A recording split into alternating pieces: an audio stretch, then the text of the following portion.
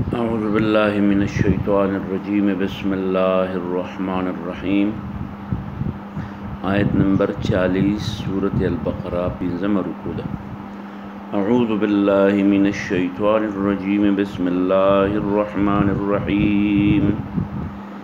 يا بني إسرائيل اذكروا نعمتي التي أنعمت عليكم وأوفوا بعهدي أوف بعهدكم وإياي فارهبون. یا بنی اے بچو اسرائیل د یعقوب علیہ السلام، اذکروا یاد کئی نعمتی زما نعمتنا التي هغه نعمتنا انعمت چې ما کړي علیکم پتاسو، واوفوا او پوره کئی بعهدی زما سره کړي وعده، اوف زب پوره کما بعهدکم ستاسو سره کړي وعده، و ایایا او خاص زمانہ پرهبون یره اختیار کړي، و آمنو او ایمان راوړی بما هغه کتاب انزلتو چې ما را نازل کړي، مصدقا تصدیق کوونکې کتاب دی، لما د هغه کتابونو معکم چې ستاسو سره موجود دي د مخکې نه تورات او انجیل، ولا تکونو مکې گئی اے د تورات او انجیل منونکو اول کافرین یعنی اول من کفر به،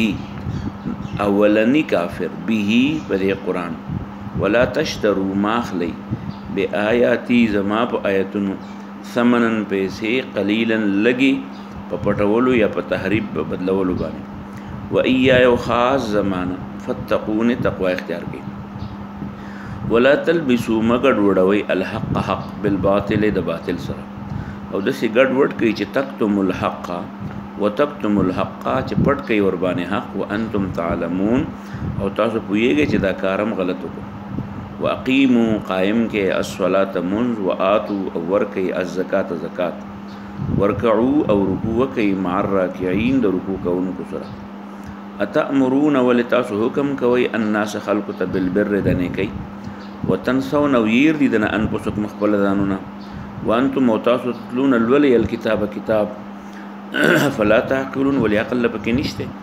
واستعینوا مدد غواړئ بالصبر په صبر کولو سره،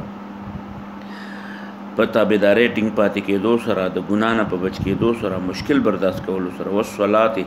او مدد غواړئ په مانځه سره، وانها او دا دواړه کارونه لکبیرة ډېر ګران کار دی، الا مگر ګران نه دی علی الخاشعین د الله نه یریدونکو ته، الذین د الله نه یریدونکي هغه خلک دی یظنون چې هغوی دا یقین دی انهم چې دوی به ملاقو ملاویدونکي ربهم د خپل رب سره، وانهم او دوی به الیه دی الله ته راجعون خامخا راګرځي.